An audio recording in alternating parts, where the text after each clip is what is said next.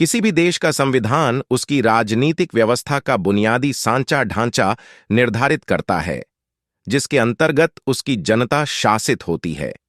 यह राज्य की विधायिका, कार्यपालिका और न्यायपालिका जैसे प्रमुख अंगों की स्थापना करता है, उसकी शक्तियों की व्याख्या करता है, उनके दायित्वों का सीमांकन करता है और उनके पारस्परिक तथा जनता के साथ संबंधों का विनियमन करता है।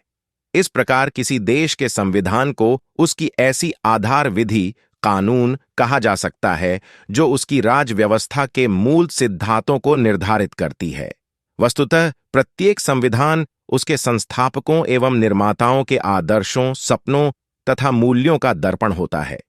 वह जनता की विशिष्ट सामाजिक, राजनीतिक और आर्थिक प्रकृति, आस्था एवं आकांक्षाओं पर आधारित होता है।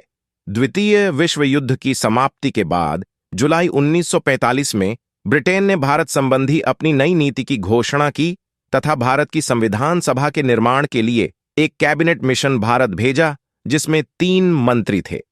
भारतीय संविधान का निर्माण करने वाली संविधान सभा का गठन कैबिनेट मिशन द्वारा वर्ष 1946 को किया गया था। 15 अगस्त 1946 को भारत के स्वतंत्र हो जाने के पश्चात संविधान सभा की घोषणा हुई और इसने अपना कार्य 9 दिसंबर 1947 से आरंभ कर दिया। संविधान सभा के सदस्य भारत के राज्यों की सभाओं के निर्वाचित सदस्यों के द्वारा चुने गए थे।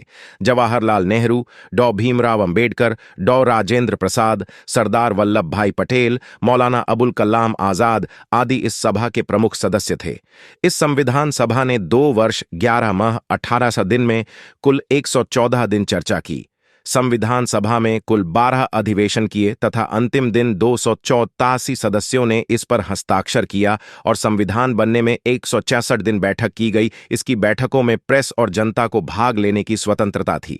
भारत के संविधान के निर्माण में संविधान सभा के सभी 399 सदस्यों ने महत्वपूर्ण भूमिका निभाई। 6 नवंबर 1939 को संविधान सभा ने पारित किया और इसे 26 जनवरी 1950 को लागू किया गया था। जब इसे लागू किया गया था उस वक्त इसमें 22 भाग, 335 अनुच्छेद और 8 अनुसूचियां थीं, जिसमें वर्तमान में 25 भाग, 454 अनुच्छेद, 12 अनुसूचियां हैं। जैसा कि हम सभी जानते हैं, भारतीय संविधान 26 जनवरी 1950 को लागू हुआ था और तब से हम सब इस दिन को गणतंत्र दिवस के रूप में मनाते हैं, जो हमें मजबूत राष्ट्र के रूप में आगे बढ़ने, साहस और प्रेरणा देता है।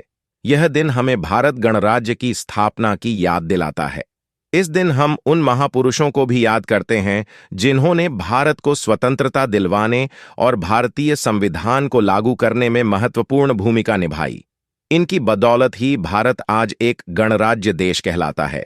हमारे महान भारतीय नेताओं और स्वतंत्रता सेनानियों महात्मा गांधी, भगत सिंह, चंद्रशेखर आजाद, लाला लाजपत राय, सरदार वल्लभ भाई पटेल और लाल बहादुर शास्त्री आदि ने देश की आजादी के लिए अपने प्राणों की आहुति दे दी थी। भारत 15 अगस्त 1947 को स्वतंत्र हुआ था तथा 26 जनवरी 1950 को इसके संविधान को आत्मसात किया गया, जिसके अनुसार भारत देश एक लोकतांत्रिक, संप्रभु तथा गणतंत्र देश घोषित किया गया।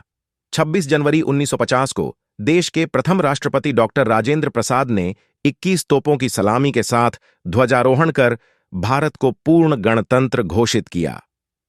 यह ऐतिहासिक क्षणों में गिना जाने वाला समय था। इसके बाद से हर वर्ष इस दिन को गणतंत्र दिवस के रूप में मनाया जाता है तथा इस दिन देश भर में राष्ट्रीय अवकाश रहता है।